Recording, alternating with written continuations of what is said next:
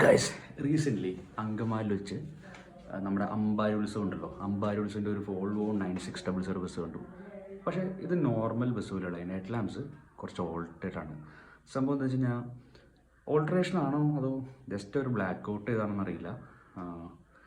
സംഭവം അതിൻ്റെ ഹെഡ് ലാമ്പ്സിന് ചുറ്റും ഒരു ബ്ലാക്ക് കവറിങ് കാര്യങ്ങളൊക്കെ ഉണ്ട്. വോൾവോൻ്റെ ബസ്സിനൊന്നും അങ്ങനെ ഇതുവരെ, എസ്പെഷ്യലി 9600 ഒരു 2022 മുതലോ അത്രയൊക്കെ ഇറങ്ങിയിട്ടുള്ളൂ, മാക്സിമം 23.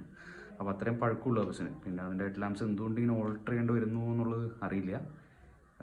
എന്തെങ്കിലും ആക്സിഡൻസിൻ്റെ സൈനോ അങ്ങനെ കാര്യങ്ങളൊന്നുമില്ല. ഈ സെയിം സംഭവം നമ്മൾ പ്രകാശിൻ്റെ ഹെഡ് ലാമ്പ്സിനുണ്ട്. പ്രകാശിൻ്റെ തീരെ ആ വേഗ മോഡൽ ഹെഡ് ലാമ്പ്സിന് തീരെ വെളിച്ചമില്ലാത്തതുകൊണ്ട് നമ്മുടെ സ്വിഫ്റ്റ് ബസ്സിലും അതുപോലെ SCTCയുടെ ബസ്സിലൊക്കെ എക്സ്ട്രാ ഹെഡ് ലാമ്പ്സ്, ഫോഗ് ലാമ്പ്സോ പോലത്തെ ഹെഡ് ലാമ്പ്സോ അല്ലെങ്കിൽ ഹെഡ് ലാമ്പ്സൊക്കെ ആഡ് ചെയ്യുന്നുണ്ട്.